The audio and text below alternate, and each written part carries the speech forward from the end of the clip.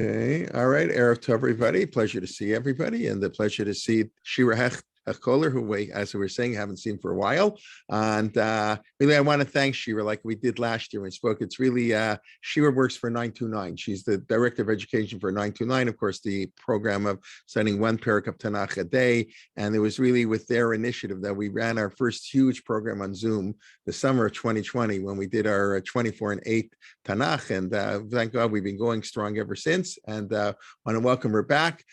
Shira is also a graduate lawyer. She worked in corporate law.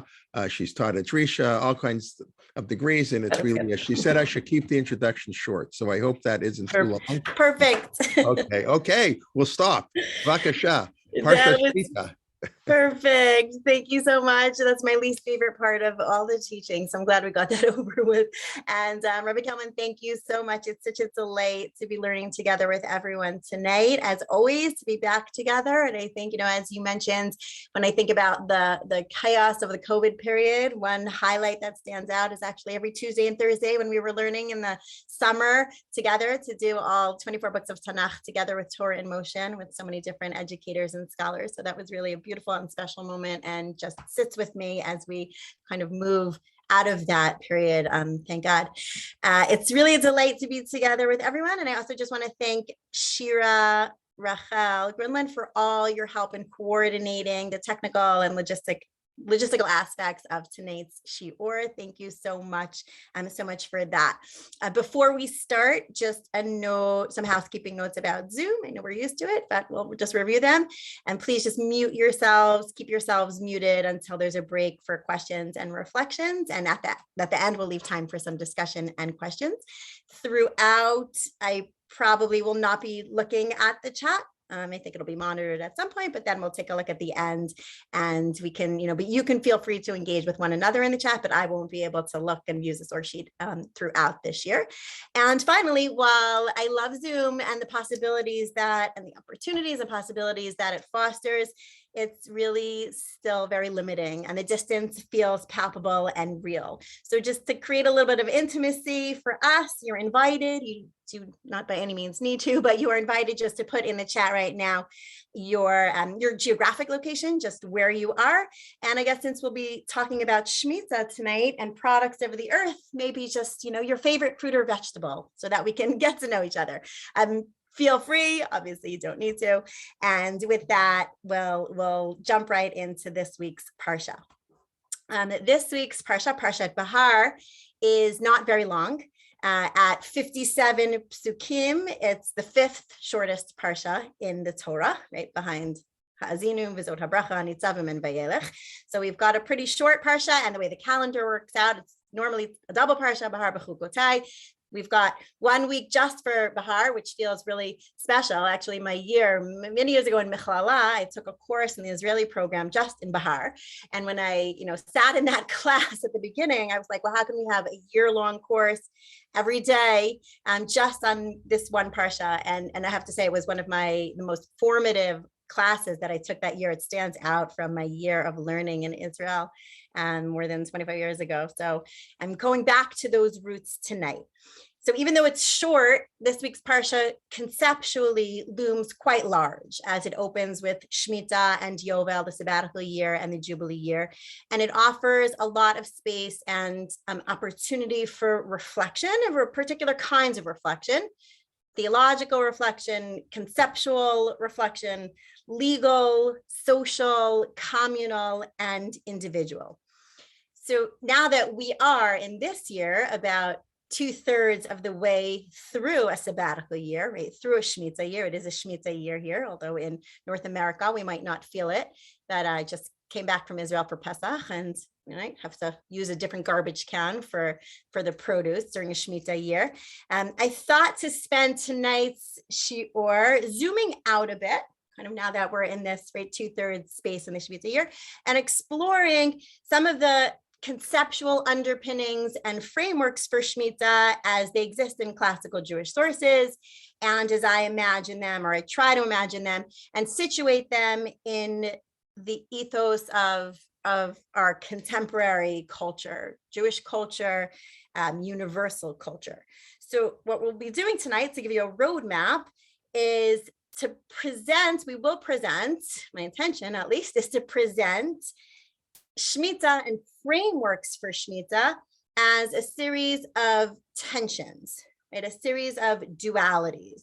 They're not all such neat tensions, but we will look at Shemitah and a number of different frameworks for Shemitah within the context of dualities, right?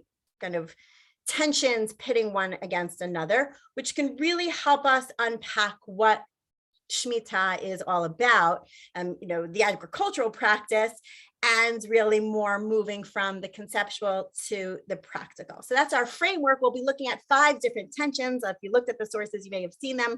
I'll put them up in right now, actually. And we will start with, this is one of my signature methodological pedagogies, is to start with a series of questions for you. And the questions are designed to loom above our learning. We'll answer some of them. We won't answer all of them, but I hope that they can offer us some kind of an entry point into our learning today and frame the questions that will be the core questions that we'll be looking at. So you should have had this link sent out to you. We need someone can put it in the chat so that you can open it in your on your own devices. Otherwise, I'll just be sharing the screen the whole time. So we'll go back to that first slide in just a moment. But first, I just want to offer some questions to frame our learning tonight. Okay, the first being, what are the conceptual underpinnings of Shemitah, the sabbatical year? What are the different dimensions of Shemitah? Are they in tension with one another? How do different depictions of Shemitah in the Torah reflect those dualities, those different dimensions? What are some of the societal obligations incumbent upon us as a result of Shemitah, of the core concept of sabbatical? How does Shemitah reflect, perhaps, the different dimensions of what it means to be human? Was Shemitah ever actually observed, right? In what way and what evidence do we have that Shemitah was actually observed historically and continue today? How does Shemitah, or how might Shemitah symbolize a disconnect between Israel and diasporic communities? What does Shemitah teach us about different possible economic models?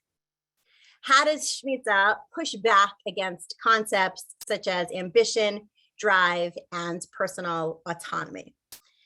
And finally, what are some personal takeaways that can be extracted from the laws of Shemitah? In ambitious agenda, we will not get to all of these questions, but I want them to just sort of be framing and looming up above our discussion today, because in many ways, right, the psukim and the sort of short text that we have in front of us allows and lends itself to all of these questions. And we will engage specifically with some of them through the concept, like we said, of tensions and dualities, right? How can we think about Shemitah in terms of values, morals, how we structure society, our relationship to the economy, to the natural world, to one another, and to ourselves? So just to go back to the beginning, I outline and frame how we'll work through this. We'll read together, but we'll go through one by one. When I think about the frameworks for Shemitah, we can think about, on the one hand, the first being Shemitah is symbolic versus practical. We're going to start with that one. And then the others we'll get to former, but we'll spend kind of the first chunk just looking at Shemitah as a symbolic framework versus a practical application. And let's jump right into the psukim, and we'll just going through this. And so we'll get a flavor for that first tension, and specifically that first tension as being modeled on Shabbat. So let's have a look at the central text of our Parsha of Shemitah. Actually, the laws of Shemitah appear in different places in the Torah. They appear in Sefer Shemot, in Vayikra, and Devarim. So obviously, because we're anchored in the Parsha, our central text will be Vayikra. Parak Chaf. We'll also look just for a bit at Sefer Shemot to draw out some of those tensions as well. So here we'll read together, and you each have a link to it right here. If you click, right, this is a live link, you can click and I'll just bring you to Sefaria. I have the text open. Let's just read the first 10 psukim of this week's Parsha, so we get a flavor for how Shemitah is presented in this week's Parsha. Vaydaber Hashem el Moshe Behar Sinai lemor. Daber el bnei Yisrael v'amarta alehem ki tavo el haaretz asher ani noten lechem v'shavta haaretz Shabbat laHashem. Hashem spoke to Moses on Mount Sinai, speak to the Israelite people and say to them, when you enter the land that I assign to you, the land shall observe a Shabbat of Hashem.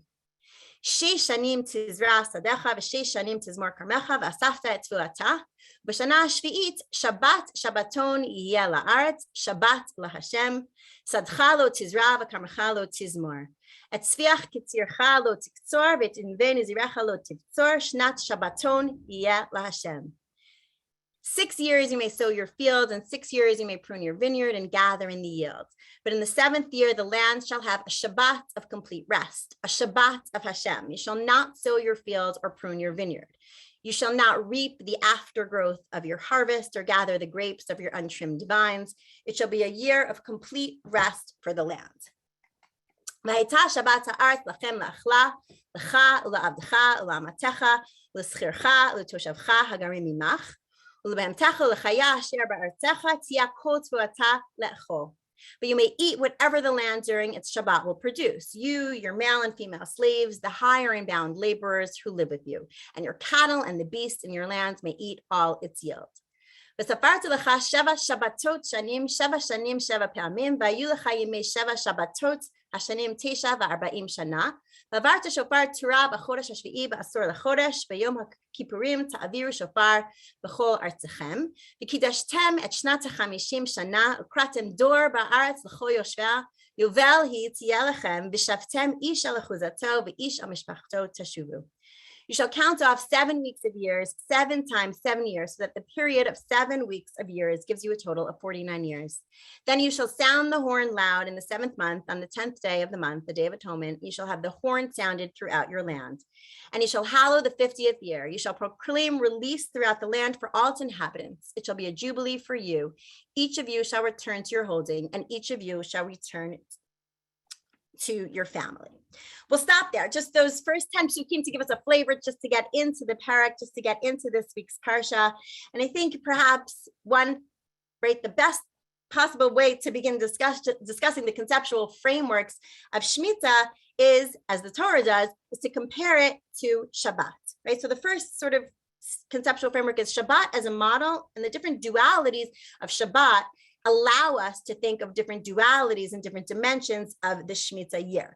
So both the Torah itself, when we listen to the language, the milah mancha, the repeated refrain that we see in these psukim, we hear the word and we see the word Shabbat mentioned many times in this short series of psukim. And so both in the Torah itself and the later Midrash reflects on that and employ this comparison between Shabbat and Shemitah. Here we have the Sifra, the Midrash on this week's Parsha. Behar says, Shabbat laHashem, kishem shene'amar b'Shabbat b'Reishit, Shabbat laHashem, kach ne'amar b'Shvi'it, Shabbat laHashem. Just as it says about the Shabbat of creation, a Sabbath to the Lord, so does it say about the 7th year, a Sabbath to the Lord. The opening section of the Midrash Sifra on this week's Parsha, employing that comparison. And so there's an inherent connection between Shabbat and Shemitah because in many ways they rest upon the same foundations, right? There's a similar model and a similar conceptual framing. So let's, for a moment, zoom back even further and look at a brief kind of conceptual overview of what I call a duality and intention in the conceptual underpinnings of Shabbat, right? And the dual dimensions and one aspect of its duality. Right, Shabbat, on the one hand, and there's no sources for this, I'm just going to kind of say it out and then we'll jump into the Shemitah sources. But when we think about the dual dimensions of Shabbat, we have, on the one hand, Shabbat constitutes a reminder, right? It's edut, it's coming to testify, to stir up, to inculcate awareness, and to deepen sensitivity, right? Shabbat is a testimony to creation and to the constant renewal of the world. And it's a testimony, Zecher L'Yetziat Mitzrayim, right? So the testimony to the exodus from Egypt. So we can say on the one hand, Shabbat is reminder. Shabbat is edut. Shabbat is a conceptual model that we're supposed to hold, and we articulate it in Kiddush and we articulate it in Tefillah. But that conceptual model, it's in our mind. It's cognitive in many ways, right? That's on the one hand. On the other hand, right, Shabbat is a day with inherent significance or essential meaning, an essential meaning designed to get us to a certain state of doing something, by which I mean, right, there's something beyond just the symbolic aspect of Shabbat, beyond its function as just a reminder. It has an essential meaning in that it liberates us from our weekly burdens and concerns so that we can be refreshed and renewed and filled with energy and vigor in the following days. And it also serves as a climax for the week. It situates our week, and all days lead up to it. And so therefore, the laws, the halachot, the mandates, the restrictions, all kind of point and foster to that dimension. This aspect, which is not merely in the plane of awareness or testimony, but actually it has deep and powerful, I keep saying essential meaning. I don't know if that's the greatest terminology, but some kinds of systemic ethos to it that's designed to get us to do something, to be something, not just a state of consciousness. And so all the practical laws of Shabbat are actually designed to get us to a different state as human beings and as the Jewish people. Now, when we compare that to Shemitah, right, we have the same tension and duality when we think about Shemitah, right? There's the duality. There's two aspects to it. On the one hand, Shemitah is a reminder, right? The sabbatical year is reviewed just like Shabbat as a reminder to instruct us in particular religious beliefs, right? Core concepts, core theological precepts, and ways that we are to engage with and look at the world. We'll unpack this in just a moment when we read the Sefer HaChinuch and we read the Rambam in just a second, but just to sort of outline, and I really need a blackboard here, so I'm sorry that I'm not using it, but kind of two branches, right? Our two branches for Shabbat and our two branches for Shemitah. Right? So on the one hand, we have the core theological concepts that are supposed to be drawn out when we think about and we are mandated, right, through the laws of Shemitah. On the other hand, we have, like we talked about Shabbat, the essential aspects. So I'll use that terminology again, even though it's imperfect, but there are very concrete ramifications in the wake of Shemitah of the land, and in Shemitah Ksafim, the financial piece, the renunciation of property rights. There are things that we must do that we're designed to do to give essential meaning to the world on a very practical plane with very particular and desired results. Let's unpack each one of those branches a bit more in depth through looking at a number of Rishonim who engage with this question, kind of getting at the core theological precepts behind Shemitah. So first, let's look at the branch number one, the symbolic aspects of Shemitah, right? What does the sabbatical year remind us, right? To what does it attest? So, right, many Rishonim, all the medieval scholars, saw that clear parallel between Shabbat and Shemitah, in that they both testify to God's creation and continued existence of the world. And we'll read here an excerpt from the 13th century Spanish work, the Sefer HaChinuch, which outlines the mitzvot and gives a rationale behind many of them. I just included one excerpt here, a few paragraphs, excuse me, about Shemitah, but we'll just read this one. And again, we'll read it briefly, we'll read it quickly in Hebrew and then in English so that we get the flavor for the language and the philosophical underpinnings.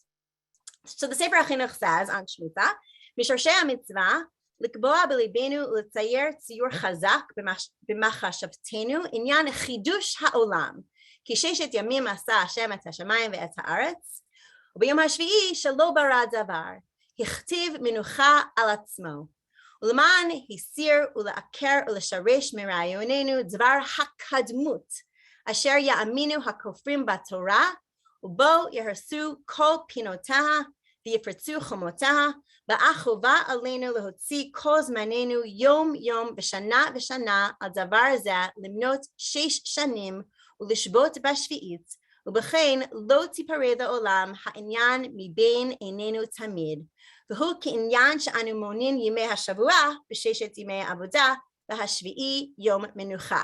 Stop there and read the English. It is from the roots of this commandment to affix in our hearts and make a strong impression in our minds about the matter of the world having been created.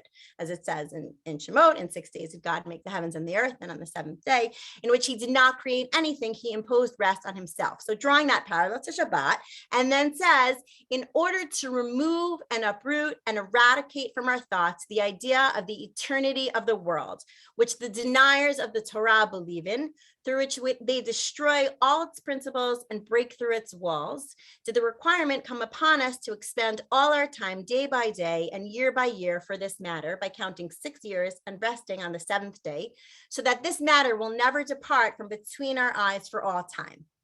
And this is similar to the manner in which we count the days of the week by dividing them into 6 days of work, and the seventh is a day of rest.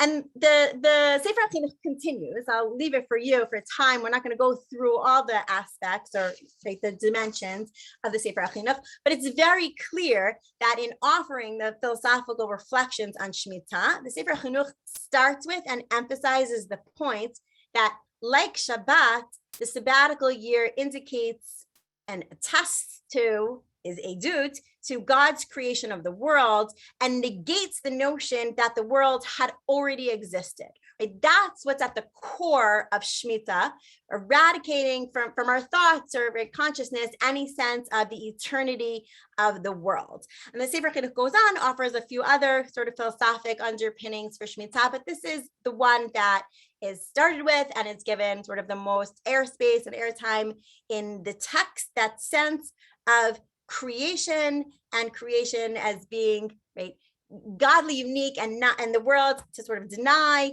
all the kofrim that the world had already existed, that there was some kadmut, pre-existence of the world. Now this is expanded upon in the Ramban, Nachmanides, expands upon this, he broadens this perspective, sees the sabbatical year as a reminder and testimony, not just to creation itself, which the Ramban says in his Parshat on the Torah, that's really more the function of Shabbat, right? When we think about testimony to creation, but he says what follows from creation, right? Shemitah is designed to attest to what comes after creation, meaning the nature of historical developments in general. And the Ramban summarizes this idea. I just have one line, and I just put it in English. The Ramban summarizes this idea in Drashot Torat Hashem Tzimima, where he says, talking about the Jubilee year, which is the final of the 7 cycles of Shemitah, but it attests to the whole realm of Shemitah. The Jubilee year is testimony to the creation, the continued existence and renewal of the world, which are the fruits of faith. So after reviewing and clarifying the laws of Shemitah, this is where the Ramban kind of puts the marker of the philosophic underpinnings. And what's at issue here for the Ramban is not just creation, right? There's testimony, not just for creation. That the Ramban says is what Shabbat does. But what Shemitah does is attest to the continued existence of the world, and in many ways, to a certain degree, the nature of its existence, how the world continues to unfold, and the presence and God's presence in that as a core reminder and a fundamental principle of religious belief. That, according to the Sefer HaChinuch and the Ramban and lots of other Rishonim, that's what's at the core of Shemitah. And again, beyond sort of that's all in, right? We set up a duality here. We're still in that first branch, which is all in the realm of the consciousness, right? The consciousness attesting to something edut. Now that consciousness is a theological consciousness, morals and principles, but there's also kind of individual moral values that are drawn out from Shemitah. So again, all in that realm of just, right, we're dealing with a sort of renunciation of ownership and possession, whether that renunciation takes place automatically or a person has to actively renounce their property rights. What stands out during this year is a detachment from any kinds of imaginary ownership of the land and its produce. all of that, yielding, waver, detachment, all of that sort of sharpens an individual's sense of dependence on God and any forces beyond ourselves. And that stands at the heart of religious consciousness and experience. But again, it is all in the realm of the cognitive, all in the realm of the feeling, the awareness, the theological, the symbolic plane. Fundamental beliefs about providence, our own relationship with God, and continued creation and continued existence of the world.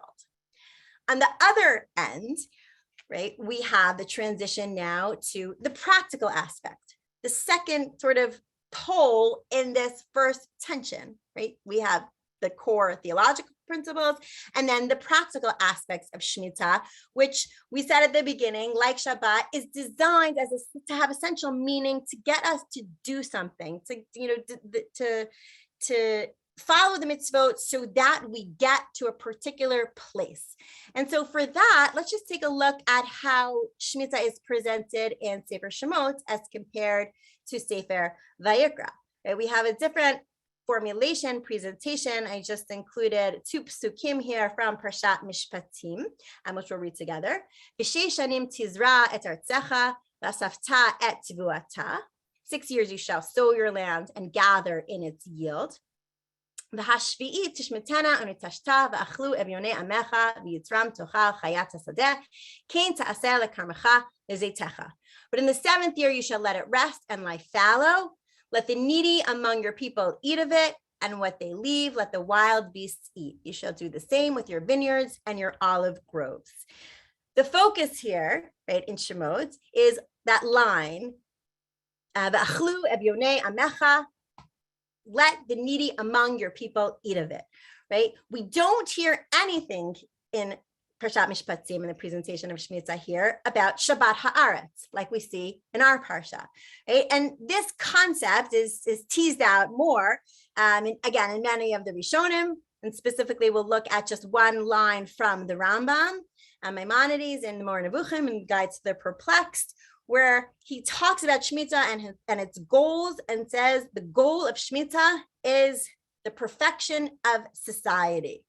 Right? And this kind of concept appears in the idea that we are designed and we must, or we're mandated to perfect society as a core principle of Shemitah. It reaches its pinnacle in Shemitah and Yovel, and that's where it reaches, kind of its most far-reaching form. Just to read that line from the Rambam, Amnam kol hamitzvot asher sfarnum behachot Shemitah v'Yovel mehem lechamla al bnei adam v'archava lebnei adam kulo. As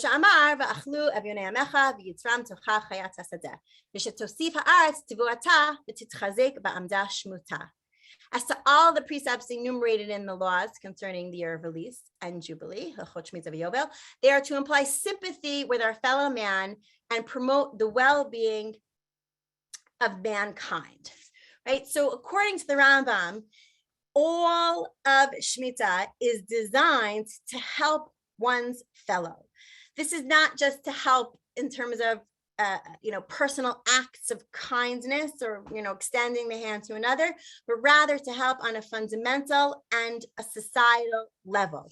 When we read Parshat Mishpatim, it deals with all kinds of interpersonal issues, right? Where this formulation of Shemitah appears in the context in Shemot, in Parshat Mishpatim, we have matters of bribery, testimony, and judgment, legal claims, restoring lost property. They're all interpersonal and designed to create a state of equity in society. And it's within that context that we see the precepts and the laws of Shemitah with societal function at its core, right? A state of equality has to be created, where there's no donor and there's no recipients, there's no rich and there's no poor. The land in its entirety and all the produce is declared ownerless so that the poor may eat, the poor of your people may eat. And the goal here, when we look at this, is a very practical one. So again, going back to our initial overarching frame, we had the symbolic aspect the theological piece.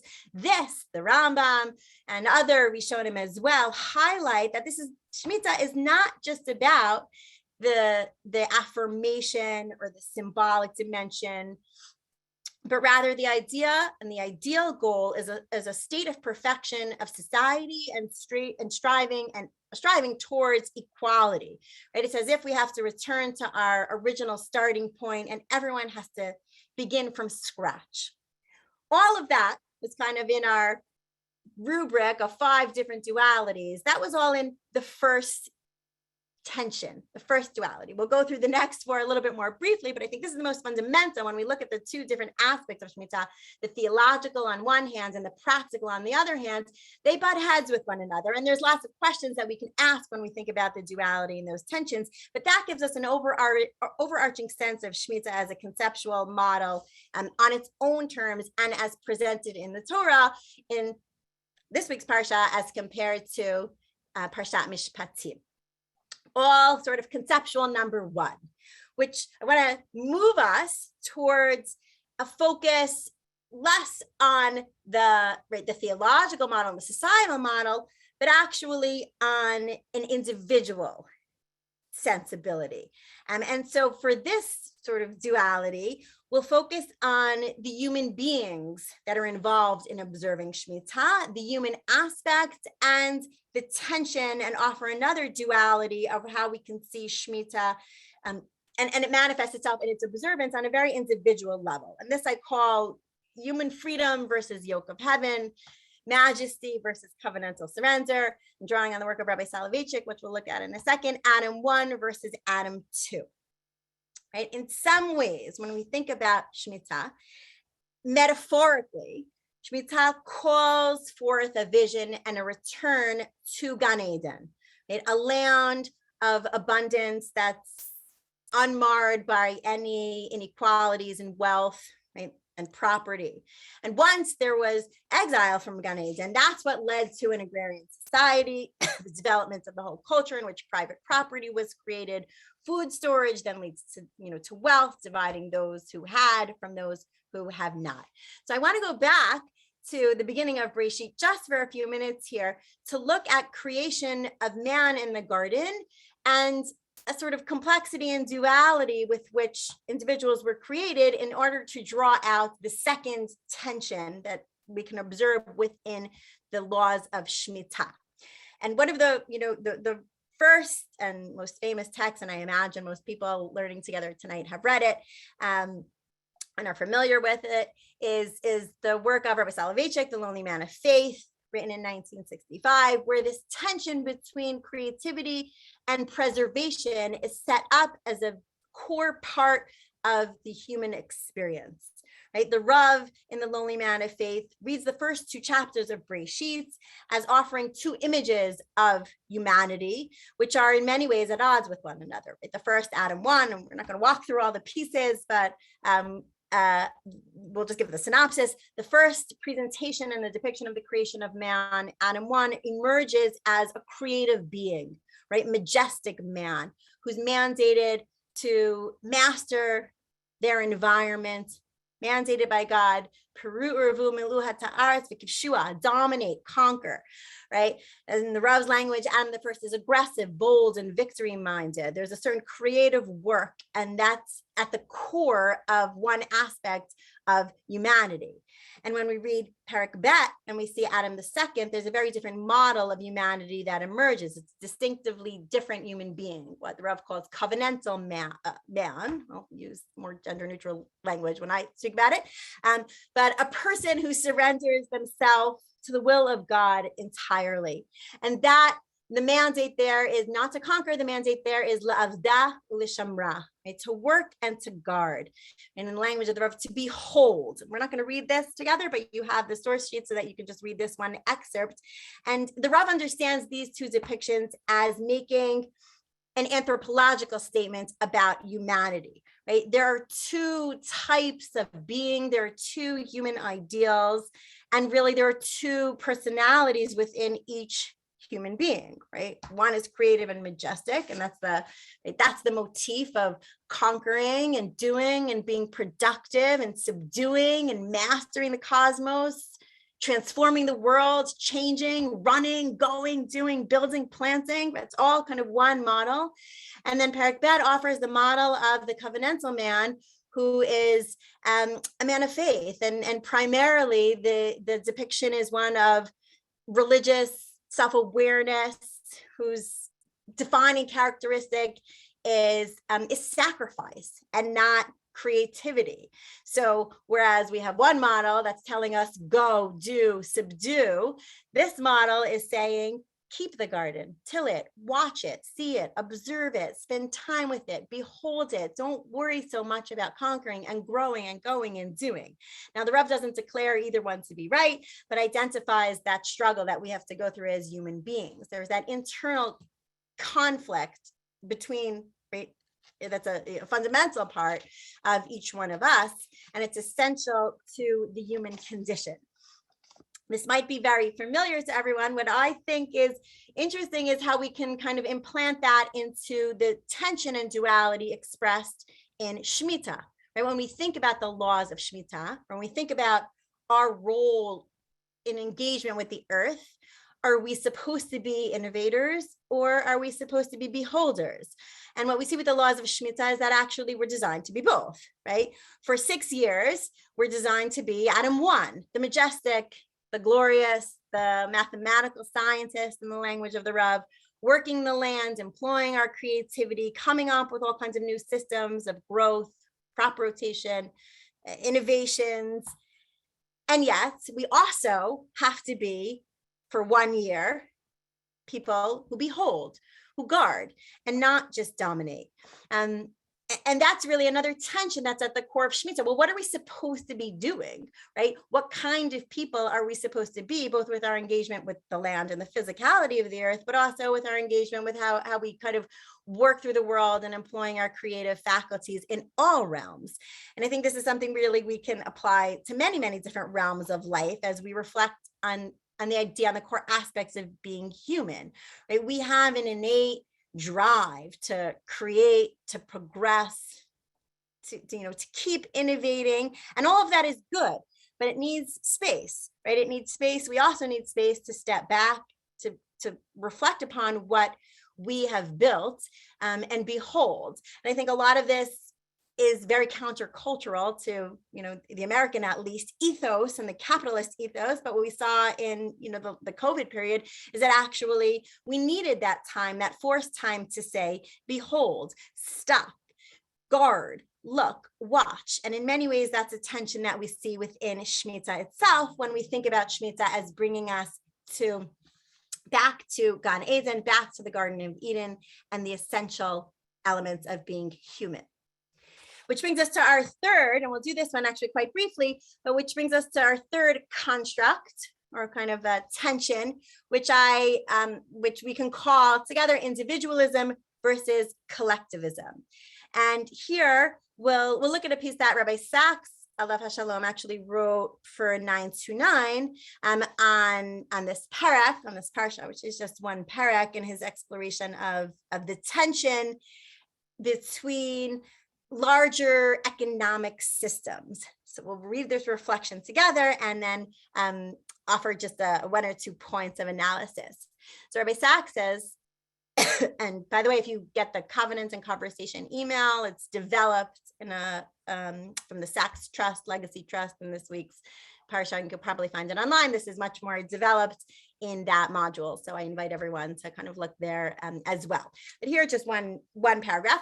Parshat Behar is just a single chapter, but it transformed the social structure of ancient Israel and provided a unique solution to the seemingly unsolvable conflict between two fundamental ideas: freedom and equality.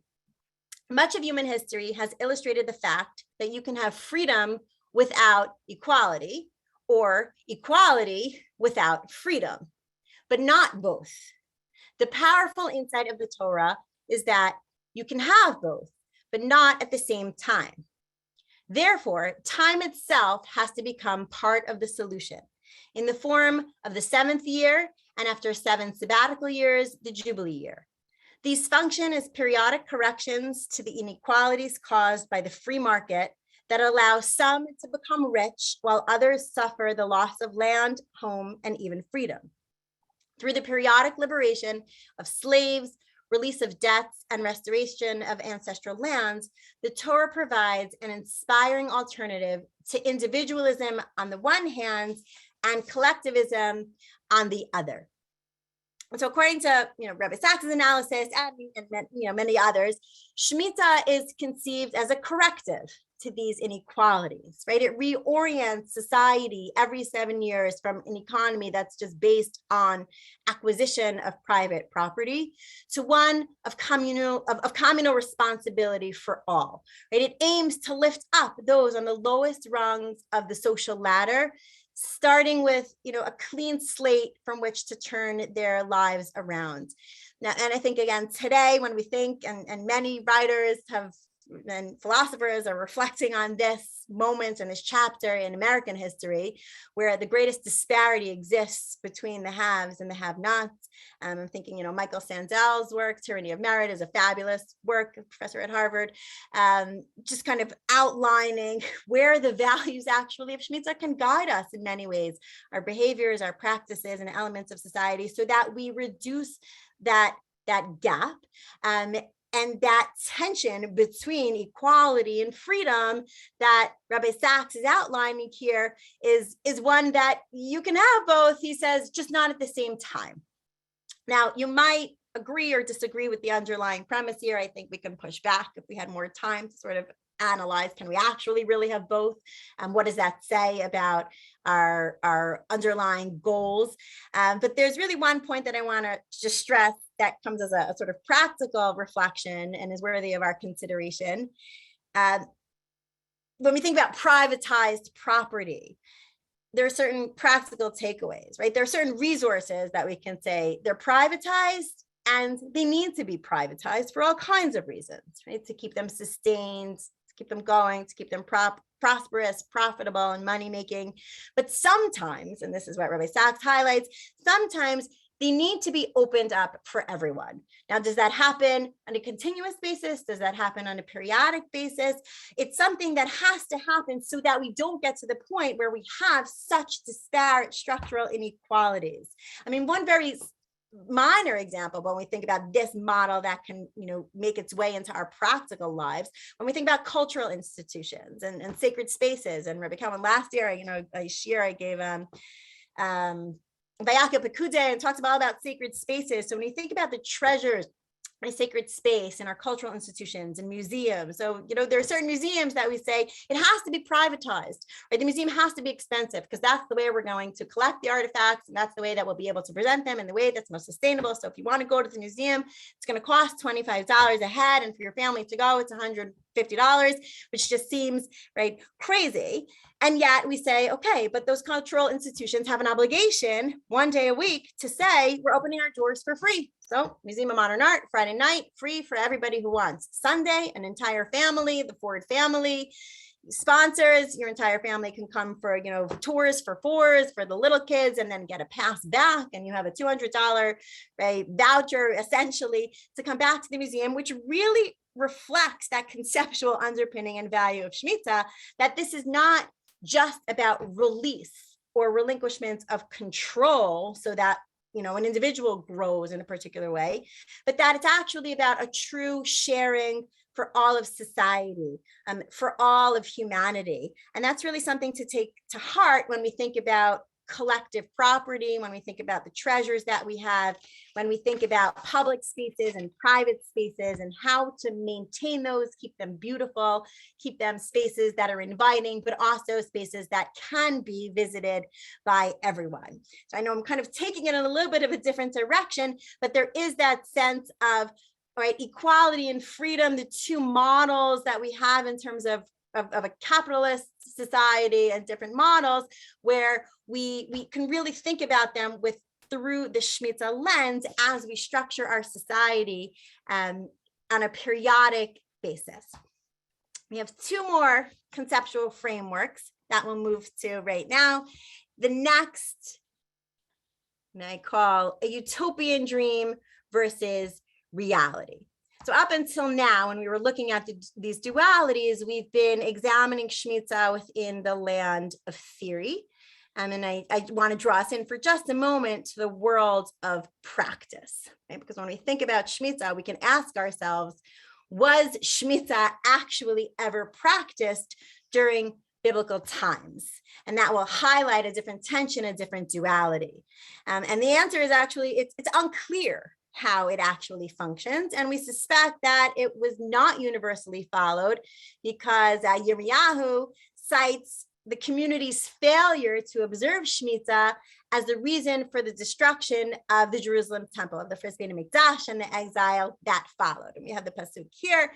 For time's sake, I'm not going to read it, but you can see that it's because they failed to keep Shemitah that exile was brought upon Bnei Israel, which leads us to believe that, well, they never really actually kept Shemitah. And a similar voice is echoed in the Mishnah in Avot, in Perek Hey, Mishnah Yud Aleph, which says, Galut ba'al olam al ovdei avodah zarah, ba'al giloi arayot, ba'al shvichut damin, ba'al hashmatat haaretz. Exile comes to the world for idolatry, for sexual sins, and for bloodshed, and for transgressing the commandments of the year of release of the land. So clear here that, right, the Mishnah is echoing the pasuk from Yirmiyahu, which leads us to believe that Shemitah was not, at least not universally observed, and it was part of the reason for the galut, for the exile. And another source, and again, just have it here in the English, but an additional rabbinic text, a source in Vayikra Rabbah, which expresses a similar sentiment, attesting to the breach of the laws of Shemitah. And it's unpacking a particular verse in Tehillim, Perek Kuf Gimel, talking about the exceptional few, right? Giborei koach, say zvaro, lishma, bakol, zvarav, right? What does it mean to be an exceptional human? So the Midrash, Vayikra Rabbah, says, generally the performance of a mitzvah lasts a day or a week or even a month, but one that stretches out for a whole year, and this particular individual goes out and sees his field and vineyard abandoned and barren, yet still pays his taxes obediently. Can you imagine any greater hero, mighty creature, right? Quoting the pasuk in Tehillim. Right? What the Midrash here is reflecting is that this was a utopian ideal, right? A person who would actually go out and, abandon their fields and still pay taxes. Wow, we're holding them to the highest bar. That must be what the pasuk in Tehillim talks about when it talks about this mighty creature, right? So, which leads us again to the conclusion that Shemitah was not something that was universally observed. It was not something that was kept. It was not something, at least not universally, right? We don't know. But the idea that this is a utopia, this is an ideal, and it butts against the sense of reality. And so when we think about this last tension, it's not sustainable practically. And Chazal, the Torah itself anticipated that, right? The Torah itself said, beware, right, of the people who are not going to give loans in the sixth year, because the Shemitah year where all loans were forgived they're going to lose their money. So the Torah's fear actually, right, plays out as we see the institution of the concept of pruzbul, right, which was to correct for that fear, right? The use of a legal document that was instituted by Hillel, which essentially stated any loan that was given was transferred to the court, because loans that were held in the public domain weren't forgiven. So a private loan was forgiven in the Shemitah year, and the concern in the Torah, and then we see later on, right, Hillel HaZaken has to institute pruzbul because we're concerned that nobody would be lending money towards the end of the Shemitah year. But if something is held in the public domain, those were not forgiven in a Shemitah year. So essentially it's a loophole, it's a corrective to say, we want to make sure that the people who actually need money will get money, and we don't want any disincentive for people to be lending money towards the end of a Shemitah cycle. So we'll read the Mishnah in Shvi'it, Perek Yud, Pruzbul eno mishamet. זה אחד מן הדברים שהתקין הלל הזקן כשראה שנמנעו העם מלהלוות זה את זה ועוברים על מה שכתוב בתורה, ישמר לך, פן יהיה דבר עם לבבך בלי יעל, התקין הלל לפרוזבול.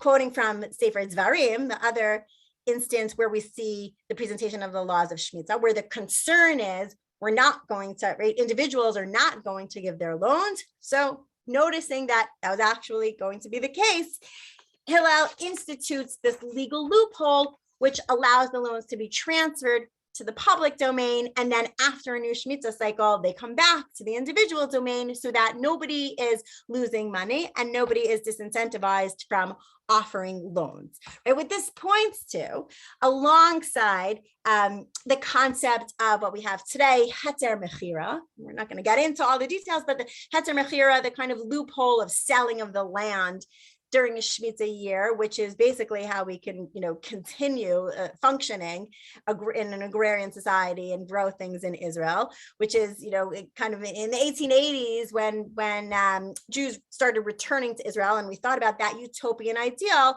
the rabbinic authorities then create that loophole of the leniency of heter mechira, of a sale, so allowing the farmers to sell their lands to a non-Jew, much like the way we sell our chametz on Pesach, so that the laws of Shemitah are not quite observed in Israel, and yet it allows the functioning of society. Although there are different, right? There are different aspects and there are different models for how that can work. And so what we see here, and I'm throwing these out, is just to highlight the tension of ideal versus real, right? There is a conflict between the utopia, right, the utopian vision and the reality on the ground. And it plays out in all practical ways. But I want to add here, and again, we're not going to read this in its entirety. It was a piece that was also written by a rabbinical student for 929 on Parshat Behar.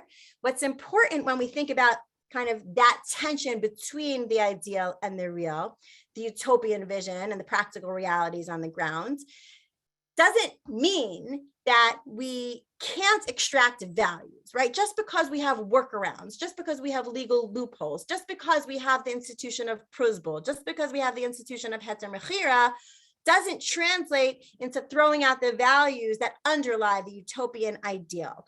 And I think in many ways we're seeing sort of a reclamation of that now in terms of values, in terms of values of the earth and our relationship with what we can do in the perfection, just because we can't be perfect, which we see, right? Both from the sources in Yirmiyahu, in the Mishnah, and the whole institution of these workarounds, there is a utopia, there is an ideal, there's a way that the Torah viewed and modeled Shemitah as it should be, and yet recognizing the realities, we couldn't, right? The world can't work that way, but that doesn't mean that we should leave the value system, right? The values can still inform the way we live, the way we structure our society, and the way we think about our own relationship with time and our relationship with land and our relationship with ambition.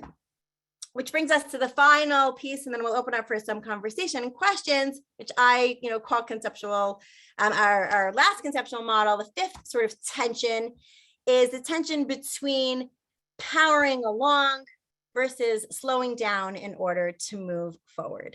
And this is a framework. We don't have sources for this, but we live in a world that emphasizes a nonstop work ethic, at least in the United States of America, which leads to a particular burnout. And in many ways, Shemitah is telling us we need to structure society so that we don't have that, so that we allow people the space, the time to step back, right? To reflect, to assess what they've done. I feel very, very blessed. I mean, I have tacked on to an academic sabbatical of my husband. I do not have, in my field, even in Jewish education, in America, in the Jewish world, you don't even get a normal maternity leave. And so the sense of the ability to say, there are times that we as a community must actually allow others to step back, to inculcate the laws and the values of Shemitah, even if it's contrary to the ethos and the norm of our surrounding culture and even our Jewish culture, which is innovation all the way, right? Working nonstop to create new programmatic elements and dimensions of learning and leading, which is wonderful. But there also has to be a space where the community says, we live upon the values. We don't just read them. We don't just learn them and we would read what the Rishonim said. We actually make it a reality. And I'm just going to end with this actually really interesting program, which somebody pointed out to me just last week, which I thought was really interesting. It's not-for-profit called R&R, Rest of Our Lives.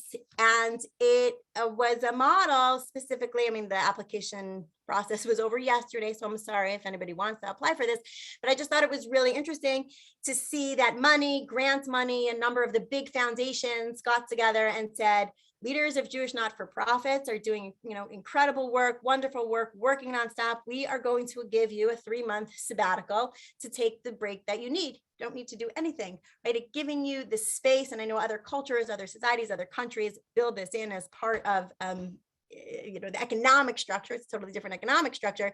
That I thought that this was a case and an example where our community is actually stopping and saying, yes, we're going to give money to give teeth to our values that we preach, that we live upon, that we hold as ideals. But it takes time, it takes effort, it takes money, it takes vision, it takes responsibility to say, these are the values, these are the goals, but now we actually are going to allow people who are working hard, and this should really be not just in the Jewish not-for-profit world, in every industry, to be able to structure our society so that we can stop and live by the goals and the ideals of Shemitah as they play out in practice, even if it's contrary to the ethos and the norms of our surrounding culture. I'm going to stop here, kind of allow for some questions, comments, discussions. Again, I'll stop the screen share so I can see your faces and see everyone. The idea is that, just to kind of go back, Shemitah can be seen in a series of dualities. Each one of those frameworks of duality and tension offers, I would argue, perhaps a new way of thinking about Shemitah as a whole, right? On individual levels, on societal levels, structural levels, value levels, personal levels, and communal levels. So I thank you all so much. I know Thursday nights are just a hard time, or I don't know what time zone everyone is in, but it's a hard time, and really grateful for everyone's participation, learning together. And we will open the floor to any comments, questions together now. Okay, there were a couple comments on the chat box if you want to take a look. Not too many, and then if anybody wants to speak up, feel free to do so. Okay, hold on 1 second.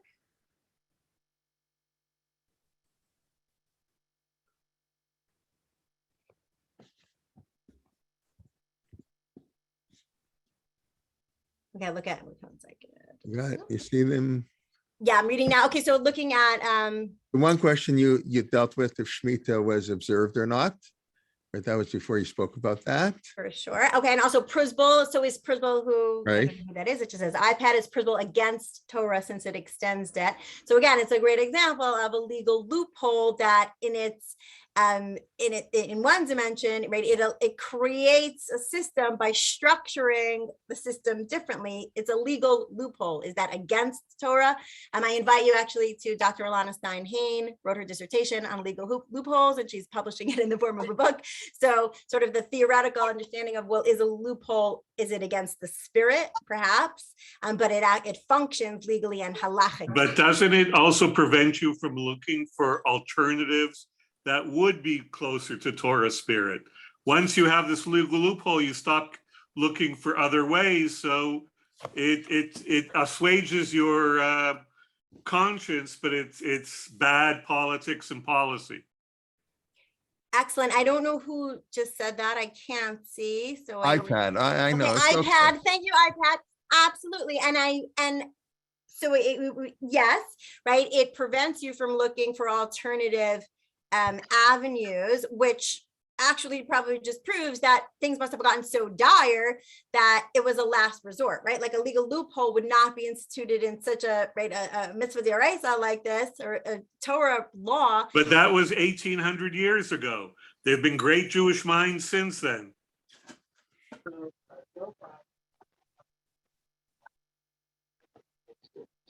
So I have a question. I didn't hear how you discussed this issue of, I keep getting letters from various organizations to give them money to help the Shmitah farmers. So I guess it's a good thing to do if they're truly not doing any farming. To help feed the farmers in Israel. Yeah, the Okay, Shmitah so farmers. Correct. I mean, I think there are different models, and we didn't engage with the realities on the ground in Israel, which is a very interesting, right, structure. Is it an opportunity, and we can be cynical at this and say, is it just an opportunity to make money? Or is it an opportunity to say, no, I mean, you're really not producing. There's some, right, if you're not selling your land, if you're not observing the Hetzer Mechira, then there's nothing happening, right? And it's open for everyone. It's hefker, it's ownerless, and anybody in theory can come. And so depending on the model, and again, there are different models, it might well be that actually you're supporting, right, a farmer who doesn't want to rely on the legal loophole. There's another model in Israel as well called Otzar Beit Din, where things kind of the land gets entrusted to a collective in a similar way that we think about Prozbul. And so therefore you're buying your produce from the Beit Din, from the court, which is another model as well. So again, I can't answer to the particular organization and the particular farmer, because there are different models in Israel, which then I think also just points to the fact that this really one tension that I didn't highlight, but it can be highlighted, is the Israel diaspora divide over this, right? When we in the diaspora, this is Shemitah is a land-based mitzvah. And so for those of us living in the diaspora, it's the values that we extract and kind of think about Shemitah through that lens, that prism, that dimension. And in Israel, it's a reality. There are loopholes and there are all sorts of ways around it, but actually, right, it's a reality on the ground. And what that does is it actually really highlights a division and a tension between Israel and diaspora, even in the educational system, in all kinds of ways of the realities. And so, when you think about Shemitah in Israel, and you think about Shemitah here, they're very, very different sets of lenses, which again, just highlights that tension. So is this, right, where is this situated? So we wanted to add a sixth framework. I think that's just an interesting lens to think about it. But in your particular case, again, I would, kind of do research about what the farmer is doing. That's what I want to know. Did you know of any group of farmers who are actually sitting down and learning? Who are learning? What do you mean? In Israel?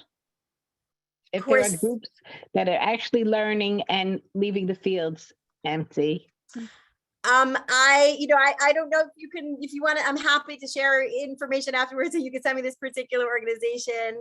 And yes, if there are groups of farmers who are sitting on sabbatical and just taking their academic year learning, I don't know offhand, but I'm happy to do some of that research of the practicalities. It's very interesting, right? And then, we just went on a hike in Israel recently, and there's a big sign that says, Kan Shomrim Shemitah. Like here we keep Shemitah. Right? I saw it in a vineyard. Yeah, when I was there in 2015, it was the same thing, and there were big signs everywhere that here, we practice Shemitah.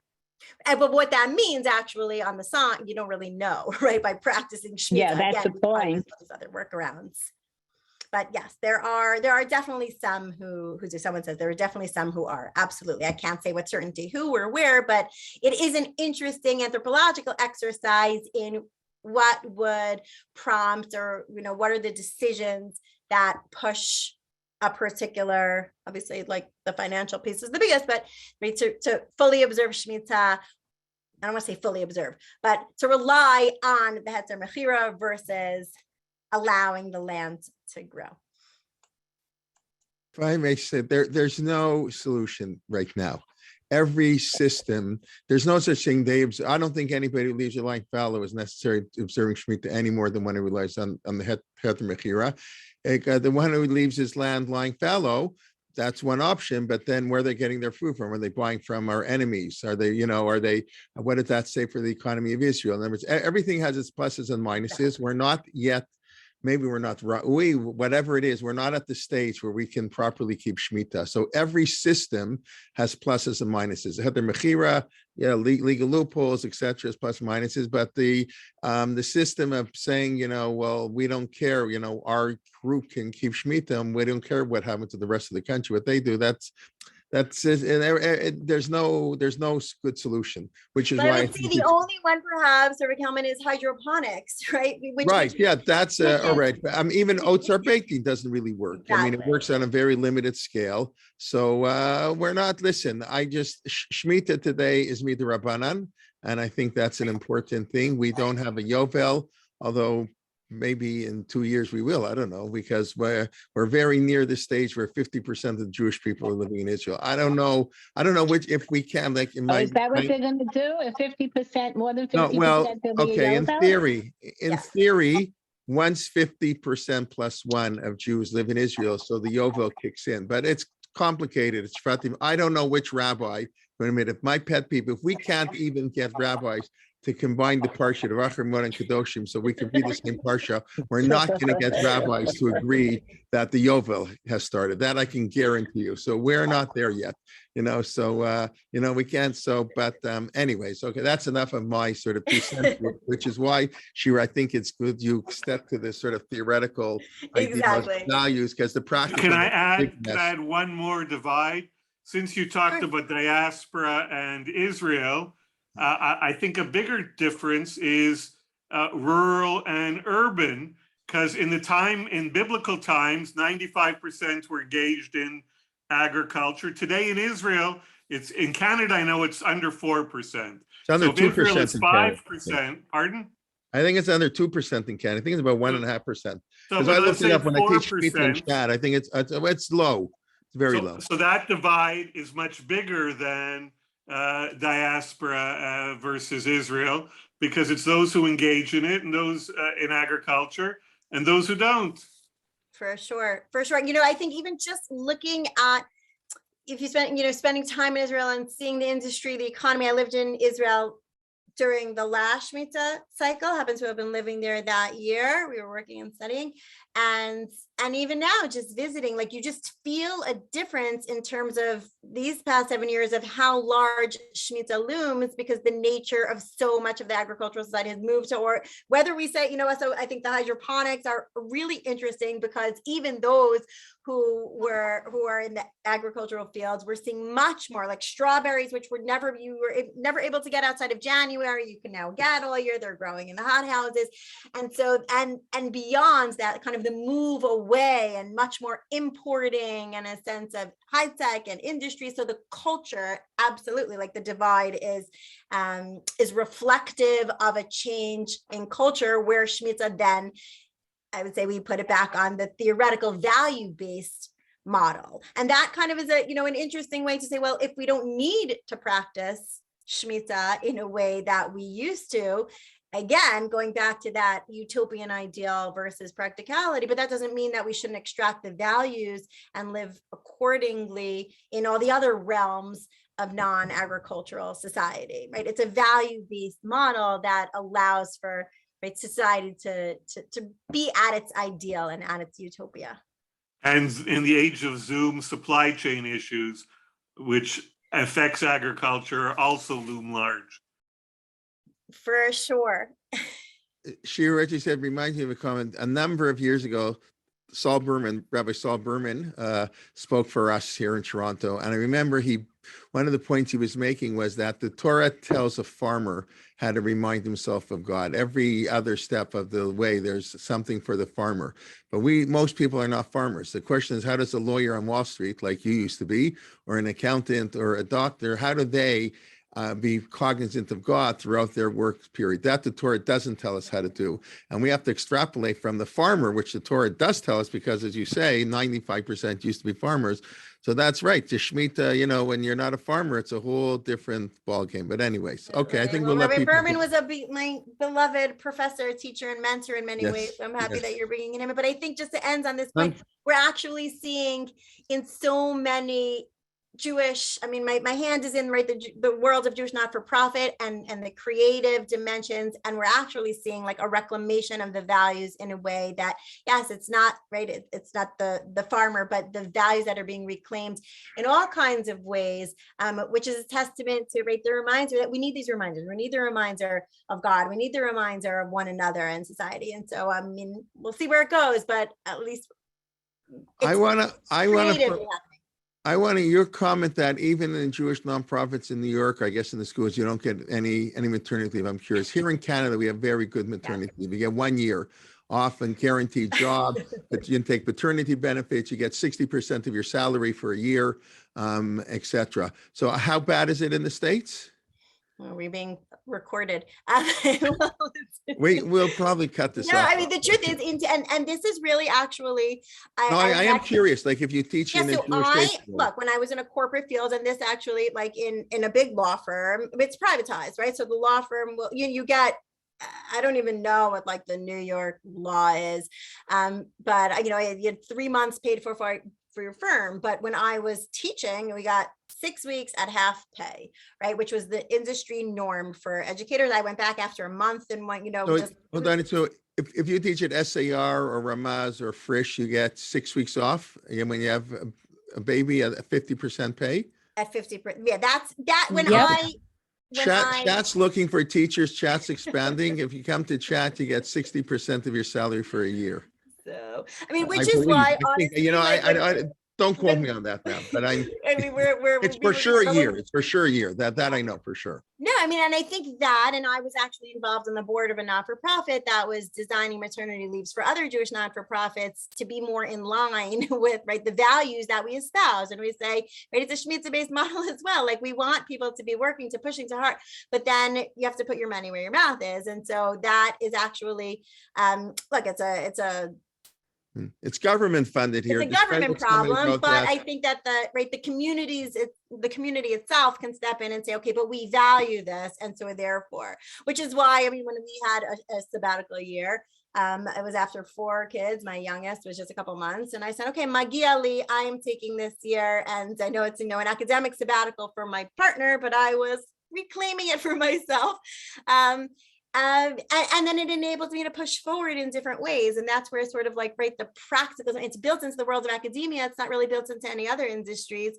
When I was in law, I remember there was a partner who early on talked about how he negotiated for a sabbatical so he could write a novel, and it was a whole thing, and he was an outlier. And as a 23-year-old, we said, why in an industry that has so much money, can we not build that into the system? But at the end of the day, it's a capitalist client based. Anyways. I don't know if they're allowed here. I'll let you just one last thing. It's interesting. I know like at Chat where I teach that not too many teachers have used it, but they have what they call 4 and 5. You can say, I want to take the year off in 5 years, and they'll pay you 80% of your salary for the 4 years you teach. And then the 5th year, they also pay you 80% of your salary. You get a year off. So it's not exactly a sabbatical, but it still gives a teacher an option to take every 5th year off if they would like to. And they're, so that's an interesting thing. I don't know of other schools that offer it, but that's one of, anyways. Okay, it's late. I'm impressed how many people stayed to listen to all our banter back and forth, but I don't know. Some people think that's the most interesting part. I don't know. Exactly. Yeah. So, okay. Well, when you post, just cut the ends off and that. Yeah. Well,